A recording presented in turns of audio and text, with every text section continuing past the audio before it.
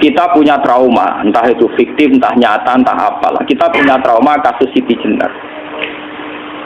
Orang yang mendalami la ilaha illallah secara intensif, ya, entah itu disebut kalimat sodo, bosuluk, boseloko, mbah kono semua. Orang yang memahami la ilaha illallah secara intensif, itu pasti menuju ilmu hakikat. Dan menuju ilmu hakikat pasti ngalami hakikat yang khoyali. Ini ruang tenan ini. Hakikat yang nopo? Khoyali. Dan hakikat yang khoyali ini mulai menipu.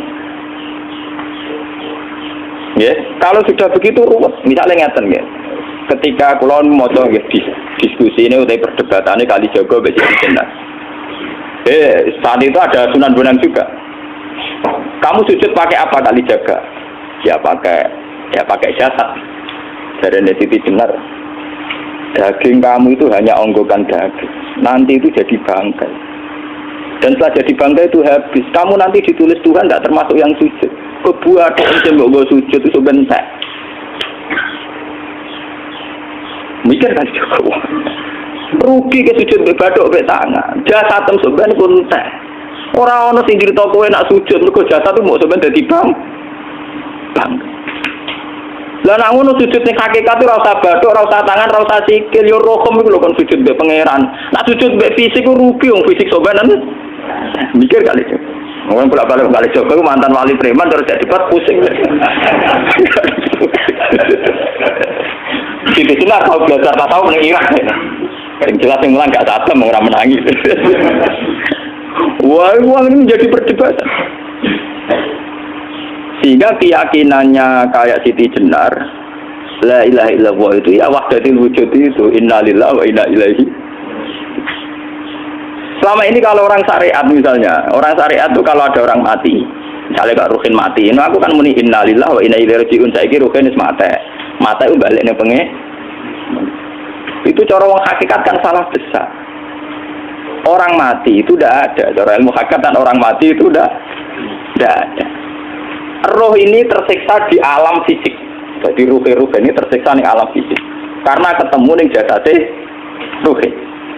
Tersiksa itu. Aku rewa ape mangane kudu kerja piring Jepang tersiksa roh. Asal roti memang tersiksa. Misalnya kiai ape mangane dadak kudu pidato 2 jam bareng tersiksa. Roh napa? Tersiksa. Mergo roh ora butuh mangan, ora butuh ngombe, tapi gara-gara melok fisik. Paham ya? Lho ini tenang ilmu ketawarai ya bener. Lah kula boten. Sampeyan betul lho guru waras maksudnya nggih. Artinya waras secara akademik karena ada referensi, ada marojek nggih. Waras secara hakikat. Kula niku mau merasake sampeyan wis ilmu hakikat. Artinya saya juga ngalami ilmu hakikat. Lan ketika sekarang hikam wong ra tau muka safar rasa jadi ulama. Terus entah sekian detik ulama itu harus pernah muka safar. Biar merasakan ilmu nopo ada. Tapi ilmu hakikat itu bisa dilogikakan sebelum sampai secara musyahadah. Paling enggak bisa sampai secara logika. Manusia itu mulai Nabi Adam sampai sekarang itu kan punya roh dan roh itu tidak makhluk. Dia roh itu tidak makhluk. Ketika roh itu diletakkan di jasad dia itu tersiksa. Karena ketika dia ke jasad fisik namanya mengalami keterpisahan dengan yang abadi. Dia ini jasad fisik tersiksa. Karena dia harus di alam yang kasat mata, alam mulki. Tersiksa. Ketika dia tersiksa, semelok ruhin, akhirnya mangan kangelan, akhirnya lesu mangan. Padahal roh gak butuh mangan, perlu dicatat roh gak butuh. Ora butuh gunung kidul barang, roh ora butuh rapi. Paham kan? Ora butuh putus cinta, ora butuh pegatan, ora butuh macam-macam. Paham? Tapi karena dia nemplek jasad sing butuh mangan, butuh rabi, butuh wedoan macam-macam. Akhirnya roh tersiksa. Suatu saat kalau roh ini dalam bahasa manusia mati, ini dalam bahasa manusia mati. Ini hakikatnya roh itu tidak mati, dia kembali ke habitatnya. Ini disebut innalillah. Kita ini dari awal ya dengan Allah. Wa inna ilaihi juga kemudian nanti kita pasti kembali ke Allah. Dan itu diyakini betul oleh orang wahdatul wujud. Jadi kalau roh mati itu ya tidak ada mati. Terus sekarang itu kembali karena sudah lama mengalami keterpisahan mergo melok fisik-fisik dari ono kerja dasinan, ono nggo proposal ruwet to roh melok. Paham itu? Kita di roh ku napa melok roh. Lah roh ya tersiksa aku ora butuh mangan, ora butuh proposal bocah ngalor. Itu tersiksa. Makanya dalam cerita-cerita Jalaluddin Rumi yang otentik di kitab-kitab begitu. Ketika beliau mau meninggal, muridnya itu nangis. Dari Jalaluddin Rumi, kamu jangan nangisi saya ini mau pesta perkawinan. Kamu tidak merasakan penyesalan saya ini lama menyesal karena harus hidup bersama kamu. Terus saya ini tersiksa karena ngalami alam yang rusak, yang fana. Alam yang fana. Harusnya roh saya itu di alam abadi, bukan di sini. Maka jangan tangisi kematian saya. Kematian saya adalah kembalinya roh ke habitatnya. Semenjak itu kematian dianggap malam perkawinan karena roh kembali. Walhasil muniku cara ilmu tasawuf bahasa Arab jenenge wahdatul wujud, kena Jawa Yogya Solo kok adanu jenenge manunggaling kawula. Mergo sing rawan ngono rugen lho, Pak. Nek tak terangno detail. Dadi bathuk mesti iki buku sujud kan. Niku sampeyan ilang. Dadi seksine terlalu ngawur cara teorine sinten Siti. Rugi kowe. Dari yo kentur. Kali coba mantan preman jak debat terus ora ngono mbok terus tak pateni kowe. Lah debat ini biar iso. Premane kumat. Ya ta preman jak debat ilmi. Ngono ku model. Kali Joko yo ora salah bisa Sayyidina Umar nggih ngoten. Umar sahabat top. Lha jak debat atau milih patenane ya Rasulullah. Gak iso dene ilmiah. Mantan preman pasar ukat terus jadi sahabat top debat yang milih mate. Jadi wonten cerita wong Yahudi jaluk keputusan Nabi bareng wis diputusno Nabi cek mamang ndak tenang keputusane ngono dalam sengketa duniawi. Bariku takok ya Ali aku mau sowan ning Nabi Muhammad dikai keputusan Nabi mamang cara kowe pilih ambek Ali dikai keputusan persis kanjeng Nabi cek mamang meneh takok Umar. Apa marah aku mau singgone Muhammad, singgone Ali, kayak keputusan kok mamang mar. Cara kowe piye? Urusan duit.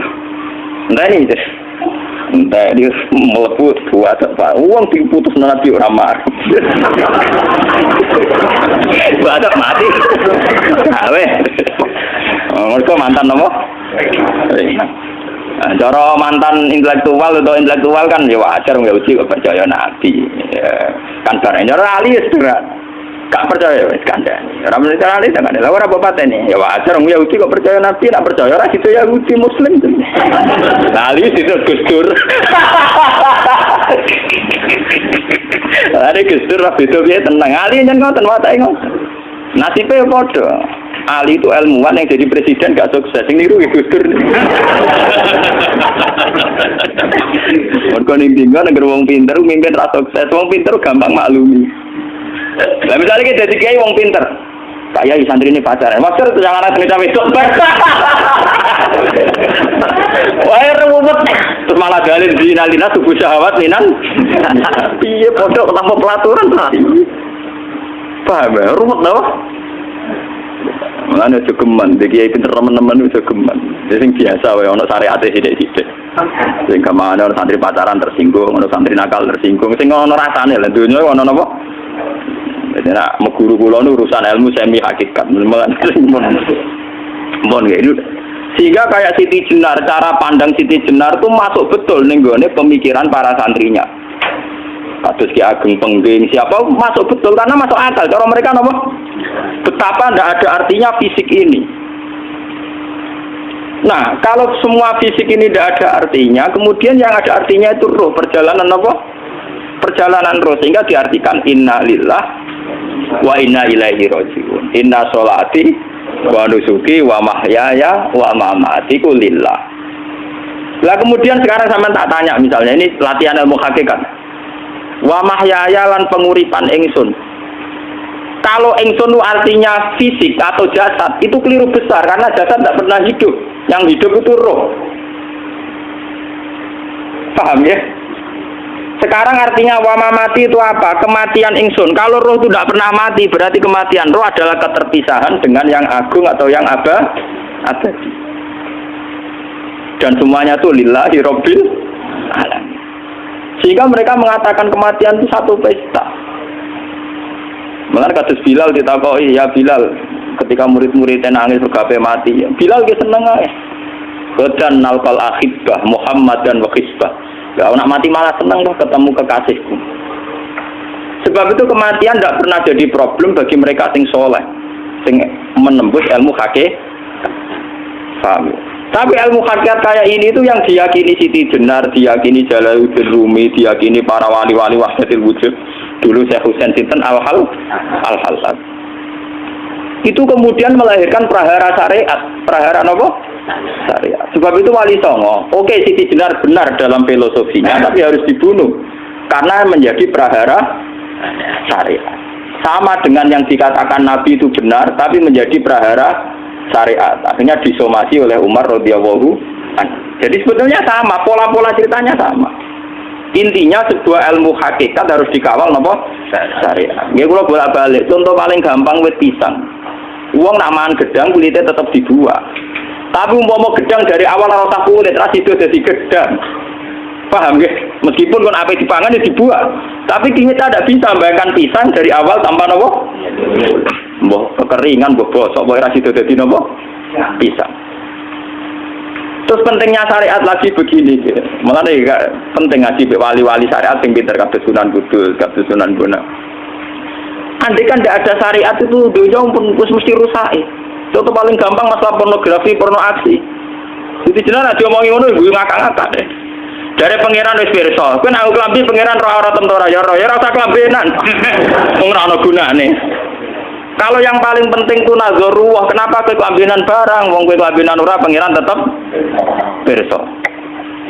Nyatane si jenar nak mulang nggih coba kelambinan lah intine napa? Dinya ada nabi Sunan Bonang. Nah kowe percaya kabeh nazarullah ora usah napa? Kelambinan. Tetapi teori ora usah kelambinan yo dinggo tenan, mulane nek pas do wiridan aliran sesat ciri utama. Kira kabinan tenan. Lah ruwet to. Lha iki tenan iki cerita. Iki pentingnya ngaji nggih. Ben sampean ngerti variasi riwayat, kemudian kita orang syariat harus kayak apa, kemudian kenapa menjadi aliran wahdatul wujud.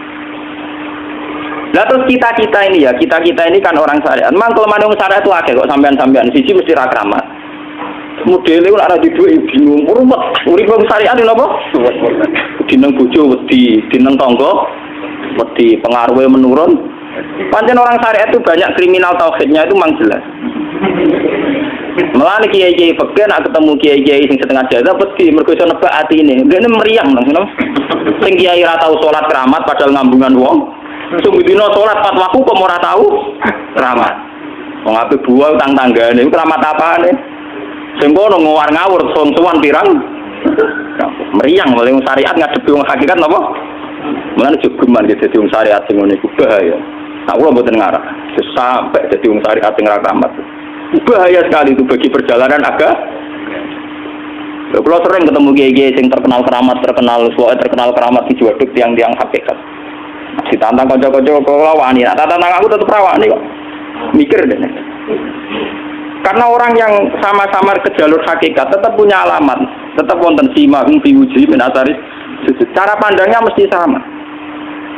Kalau nanti ketemu murid, dia artinya yang ikut aliran Siti Jenar, dia ada sholat, ada apa, hidup di satu tempat gitu. Padahal dia bisa baca Ihya. Dulu pernah mondok di Mekah, pernah di Irak. Ya meresahkan para kiai. Kemudian sebagian mereka minta saya suruh ketemu. Ya walhasil kalau ketemu pertama gitu. Jadi harus tapi zaman roh jenengku terperata arani muka sapa. Nggih biasa mawon. Kula ora usah kenal jenengan nggih kenal. Dadi kula nggih biasa mawon. Lah niku pernah ngajar-ajaran. Saya lek Gus ning donya tak enteni mau turu ngenteni mati ngono lek Gus kok repot. Jawaban kula terus ya. Sampai ada wong hakikat wong ngenteni mati barang. Ya mati wis saiki iku. Ora usah ngenteni saiki padha-padha wis napa? Wis mati. Ya saiki wis padha-padha wis urip.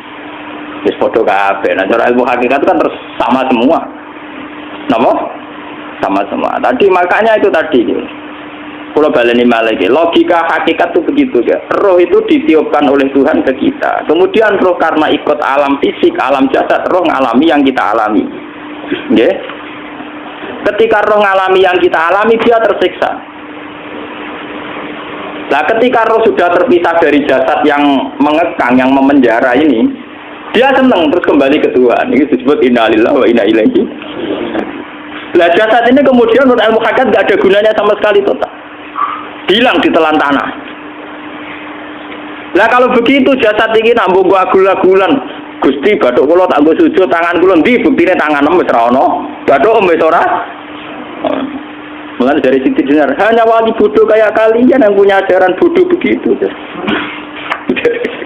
Malah rasukan. Mulane Sunan Kalijaga semangat kon mateni mergo tambah omongane glodro dindi. Tapi yang enggak disadari Siti Jenar yaitu tadi. Inti dari ilmu hakikat itu kan tunduk sama kersane Tuhan. Kalau sudah tunduk pada kersane Tuhan, kalau kersane Tuhan roh kita harus di jasad. Dan wujud jasad kita ini juga karena kehendak Tuhan. Kenapa yang wujudnya jasad yang karena kehendak Tuhan engkau ingkari? Sementara wujudnya roh tidak kamu ingkari. Toh wujudnya jasad ya bi iradatillah wa bi masyiatillah. Wujudnya roh ya bi wujudit bi masyiatillah wa iro. Harusnya fungsi jasad juga harus kamu akui toh Siti Jenar. Wong sekarang kita punya jasad ya bukan karena kita, karena kehendak Allah. Kenapa kamu ingkari? Berarti kamu mengingkari kehendak meneng Siti Jenar.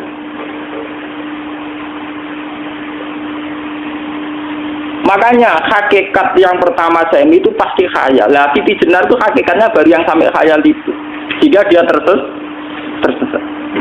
Sebetulnya kalau sudah hakikat beneran itu tidak perlu khayal begitu. Artinya tidak perlu khayal jasad kita sing senajan ora ana gunane ini. Tetap piye wae wujudnya karena kehendak Allah. Juga kita harus terima. Apapun kekurangannya, apapun kenaifannya, ironisnya harus kita terima. Ini sebagai bentuk penerimaan kita pada masyiatil. Begitu juga keadaan roh kita sebagai penerimaan atas masyiatil. Meskipun ada teori-teori roh yang lebih valid. Lebih valid misalnya begini. Kanjeng Nabi itu suatu saat ininya terputus karena perang Uhud. Itu Kanjeng Nabi dia dolanan drijine ini. Napa cara napa jari jemari Nabi putus. Dia dolanan. Jadi Nabi sendiri kadang sering ngajarkan ilmu hakikat. Hal lagi illa usbun utmiyat wa fi sabilillahi ma laqitu. Kowe ora trimo fisik, bentuk fisik jari jemari sing ditebir berdarah. Tapi nak kowe wis fisabilillah ayo wis balik ning habitat. Sehingga kenapa para sahabat itu ketika dicincang, ketika putus tangannya, putus kakinya, sahabat yang usul ke ilmu hakikat itu malah senang. Karena jasad kita ini kan ila sabilillah menuju jalan Tuhan. Sekali dia sudah terluka fisabilillah itu sudah menemukan formatnya. Cara teori Cina sudah menemukan formasinya. Paham gitu? Ora kok malah ngeluh itu berarti goblok kok ngeluh, paham tak? Paham apa? Jadi, makanya Nabi ngertikan ya itu sudah ketemu formatnya. Ketika rohnya para syuhada nanti kembali ke Tuhan, ya ketemu formatnya lagi. Itu disebut wala taqulu lima yuqtalu fi sabilillahi amma. Dia tidak mati sesuai formasi awal, yaitu roh kembali ke Tuhan dan jasad ikut mengawal. Nah itu Nabi kadang ya pakai ilmu hakikat begitu. Mulane kula bolak-balik matur, kula nunggu mulai umur 20 tahun nopo pinten. Kula asline nggih gadah penyakit dan ekstrim penyakit saya. Sampai saat ini kalau nak ngobatno tidak lebih 50%, karena saya tetap berpikir. Misalnya cara syariat kan berobat, tapi cara hakikat, apa betul keberadaan saya di alam ini penting? Sehingga aku kepengen urip tak bela-belani ngantek atusan juta. Jangan-jangan penting mati ikut timbang urip. Lah nak ngono lha apa tak bela-belani? Ngantek atusan juta. Jadi misalnya kita berobat ya mau ya cari nabi kan berobat ya berobat. Pokoknya kita Islam masih mau geruduk kadang orang paham. Sekali kamu mengamati dengan sisi hakikat, coba sekarang sampean pikir, coba sekarang nggak pakai logika hakikat, pakai logika syariat saja. Saya ini misalnya asetnya 10 juta, misalnya, saya punya aset 10 juta. Tapi misalnya aku rugi nawar atau dipengaruhi di masa depan sama nih, kalau kulo kan soalnya cara teori di masa, misalnya kulo rugi, artinya kere di duit 10 juta aset. Tujuan saya sembuh kan supaya aku iso sembuh sehat, engkau iso kerja untuk anak. Tapi karena saya sakit nanti operasi tidak 10 juta, operasi tidak 10 juta. Wong aku repair mesti iso marisi anak.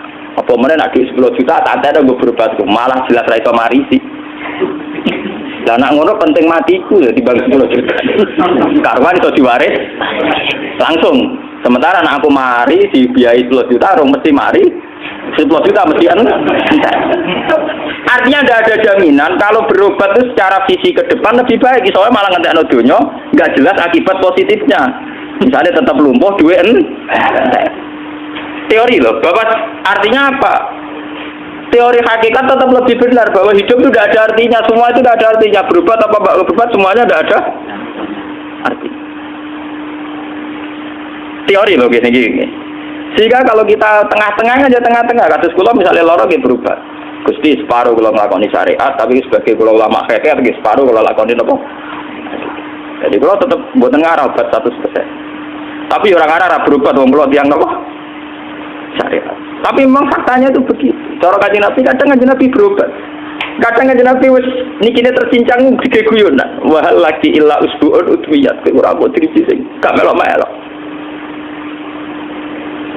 Nah, bukti bahwa jasad itu begitu tidak penting.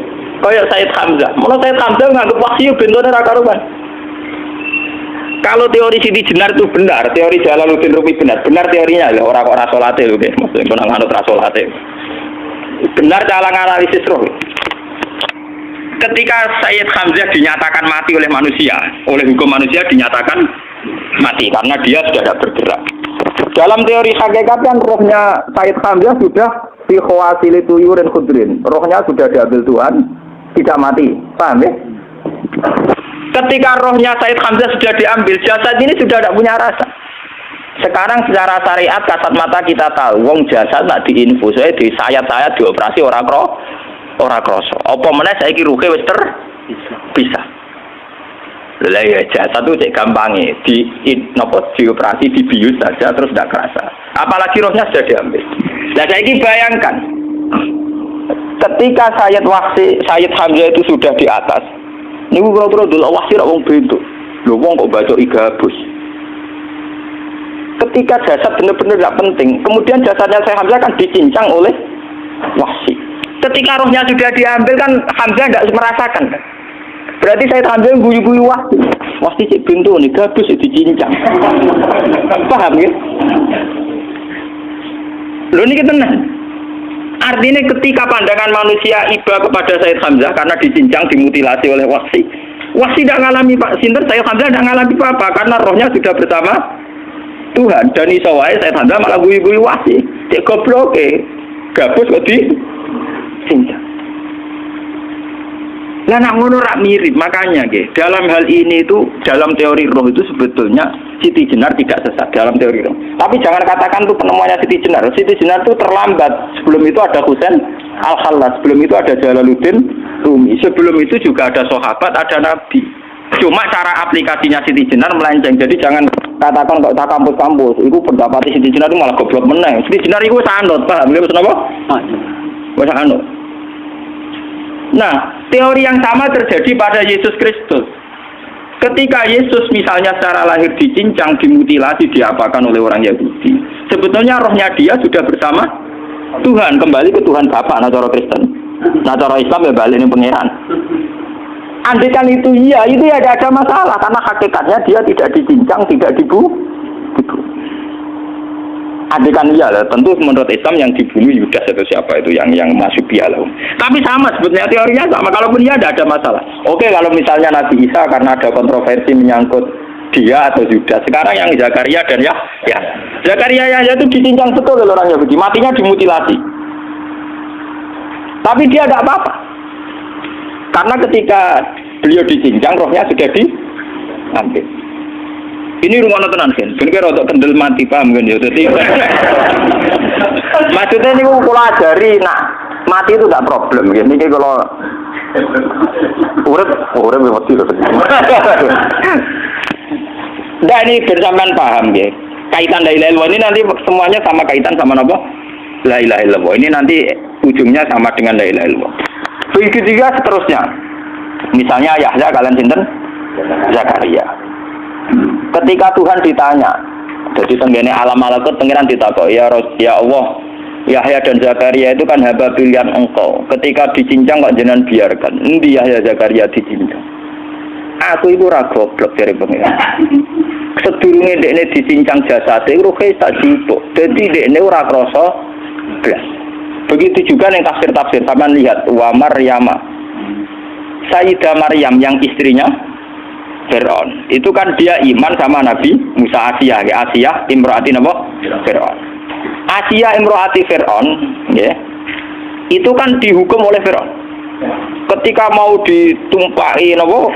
Batu besar. Iku Allah ketika di pangeran, ya malaikal mauti, cepat ambil rohnya sebelum dihunjami batu besar. Terus rohnya diambil. Sebab itu dalam hukum Tuhan, Tuhan itu tidak merasa bahwa Tuhan membiarkan Asiyah, membiarkan Hamzah, membiarkan Yahya, membiarkan Zakaria. Dalam hukum Tuhan semua orang ini roh-roh terhormat. Akhirnya nak anggo teori iki sing nyincang malah goblok, wong gabus goblok cincang ngono. Dadi nak anggo teori iki malah berbalik, sing goblok sing nyincang. Paham? Yo jeneng kok sesuai sampean kiaskan saja. Wong dibius wae disayat-sayat gak kroso. Kaya apa nak ruhe bener-bener wis tercabut terpisah. Rasane ning ndi? Iku sing disebut wala taqulu limayuk talu fi sabilillah napa? Lah kemudian roh ini kemana? Nah, roh itu sudah menyatu dengan kalimat tauhid. Mesti roh itu bersaksi la ilaha illallah. Itu sing disebut ning alam roh ketika Allah tanya alastu bi rabbikum, mesti qalu bala. Mesti mereka jawabnya apa? Bala. Karena alam roh tentu lebih mudah bersaksi akan keberhadiran dan keeksistensi Tuhan Allah Subhanahu wa taala. Paham ya, ini sama penting. Nah, ketika kalimat tauhid sudah menyatu kayak begini, itu mesti kalimat tauhid sing mesti langsung untuk swarga. Itu dimaksud Nabi mustaiqinan biha qalbu mukhlishon biha qalbu. Ati itu qalbu kan nggak bisa kamu artikan jantung atau liver kayak teori modern sekarang. Misalnya qalbu itu apa? Jadi kiai qalbu itu jantung. Nah, ngono beda mek liver. Lah liver apa kabidun? Iku akal-akalan aja padha ora paham. Bahasa kolbun, fikrun, aklun itu sesuatu yang misteri. Roh ini kemudian dengan kalimat tauhid sudah menyatu, disebut mukhlishon biha kolbu. Ada tingkat kemurnian hubungan roh dengan kalimat tauhid. Lah kalau begitu pasti dakhalal jannah. Karena tidak mungkin kalimat tauhid kok dinerang. Lah ini mau masalah-masalah hakikat. Uang sing gak tahu petualangan hakikat, momennya sering bingung bakas duit, bayar kredit, utang jatuh tempo. Orang kan kalau mikir, utang kamu sentak gue mikir duit.